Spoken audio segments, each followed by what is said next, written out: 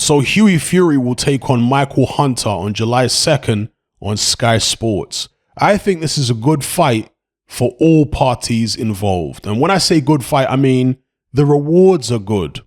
Because for Hughie Fury, he gets to build on his past two performances where he beat Marius Wack, for my money, in impressive fashion. He did a better job than Dylan White did, for example. He also managed to get Christian Hammer to retire after 5 rounds. Hammer goes the distance with a lot of top guys, or a lot of at least fringe contenders, top 10 contenders, etc.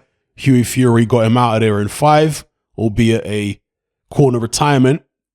And so a win over Michael Hunter would be the best win on Hughie Fury's career, on Hughie Fury's resume to date, on his record.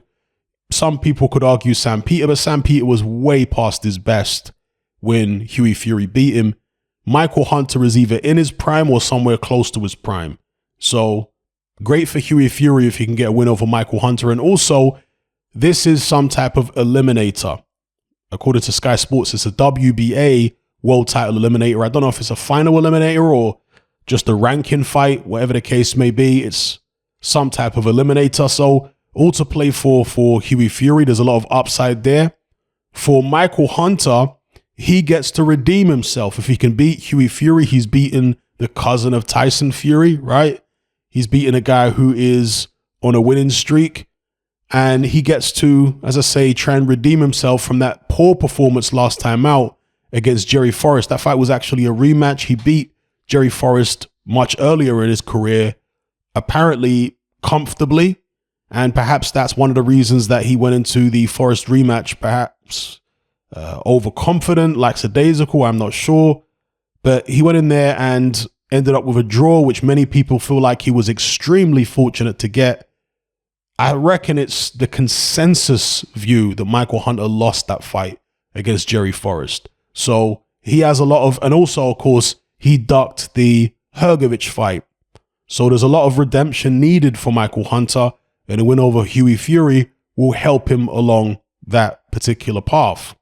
And for Sky, of course, well, they need big fights. And while this isn't Fury versus White, this isn't AJ versus Usyk, of course, I say of course, it would seem as though they're probably going to get the AJ Usyk rematch on Sky, although we still haven't had an announcement at the time of recording this video in terms of AJ deciding which broadcaster he's going to go with. But I'm going to assume for now it's going to be Sky. So, of course, Hughie Fury versus Michael Hunter is not a heavyweight fight on that level, but it's still an interesting one. It's still a fight, I think, which people will tune in to see. And one thing about Michael Hunter, as opposed to Hughie Fury, because Hughie Fury in the past has been accused of being boring, one-paced, and so on. Michael Hunter's never been accused of being that, despite the fact that he's more of a boxer than a fighter, although he can fight. But he's more of a boxer. He's a mover. Hunter is very rarely in a dull fight. If you look back through his career, the Jerry Forrest fight was a good fight. The Mike Wilson fight was a joke. Sean, is it Laurie? I'm not sure how to pronounce that name. That was also a joke. These are his Triller fights, right? These are joke fights. But the Povetkin fight was a good fight. The Kuzman fight was a good fight. Fabio Maldonado, I can't remember that one. Ustinov, he just battered him. Martin Bakole, of course, was a good fight. So, and even these fights where he's beating these guys in one-sided fashion, he's taking them out.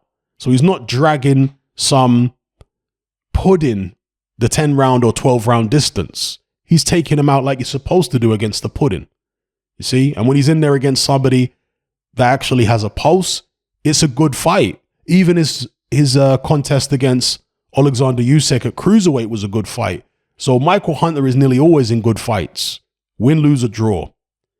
Can't say the same for Hughie Fury, but hopefully the Michael Hunter effect will take precedence here and it will turn out to be a good one. And Hughie Fury, of course, in his last couple performances has been more aggressive than we've seen him in the past. Now, stylistically, I think this is an interesting one because both of these guys are movers primarily. Both of them use their legs. They got quick foot speed. I would say Hunter's got the faster hand speed, but both guys have certainly in the past, used a lot of movement to win their fights. So could it be the battle of the movers? Who's going to be the aggressor here? Could Hughie Fury's foot speed offset Michael Hunter? Because I know Hughie Fury gets accused of being basically a pound shop Tyson Fury, and he's nowhere near as good as his cousin. But if there's one thing, possibly two things, but if there's one thing that Hughie Fury might have over his superior cousin Tyson, is some extra foot speed.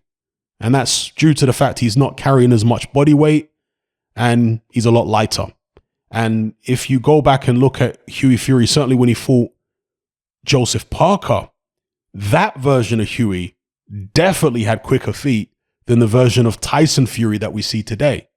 Does Hughie Fury still have the ability to move as well as he did against Parker? I don't know, but I still reckon he's going to have quick feet for a guy of his size against Michael Hunter. Will that be able to offset what Hunter normally does? Because Hunter likes to feed off a guy who isn't as quick-footed as him. Sergey Kuzmin, for example. The guy is, was a good amateur, skillful, can punch. And for my money, he beat Martin Bakole, but he is a bit of a plodder. And Michael Hunter was able to go in there and take advantage of a plodding Kuzmin. He was also able to go in there and take advantage of a plodding Bakole and stop him. I believe that was in 10 rounds. So Hunter has shown that against the guy, particularly a big guy who's a big target, he can make it very awkward and difficult for them with his movement. He can get his shots off, his combinations, and so on. Of course, in his last fight against Jerry Forrest, perhaps he underestimated Forrest because it was a rematch and he apparently won the first fight easily. I don't know. Maybe Forrest has just improved a lot since their first encounter. Whatever the case may be, Forrest is a relatively short heavyweight. He's not one of these big, tall guys that Hunter's used to fighting. And I think Forrest is also a southpaw, isn't he? So is it an issue that Hunter potentially has with southpaws? But of course, Hughie Fury is not a southpaw. So yeah, I just think it's an interesting fight. I can't, off the top of my head, recall Hunter fighting any movers other than Alexander Usyk. And Usyk didn't really move that much in that fight. He was really attacking Michael Hunter. Hunter was doing most of the movement. So yeah, going to be interesting stylistically.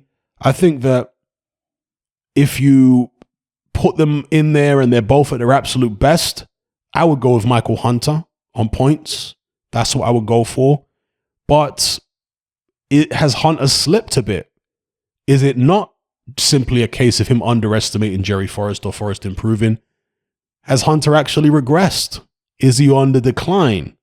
And therefore, could Hughie Fury actually catch him at the right time here, where maybe Hughie hasn't quite reached his peak and Hunter's slightly over the hill and Hughie goes in there and beats him? Could that happen? I mean, heavyweight boxing, right? So yeah, good fight. I like it.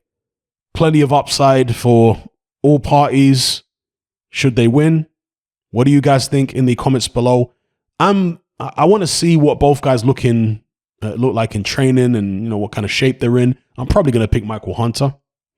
But like I say, there are a few things that Hughie Fury has and a few things he does that I'm not sure Michael Hunter's faced before as a pro. So you want to bear that in mind. Anyway, let me know what you guys think in the comments below.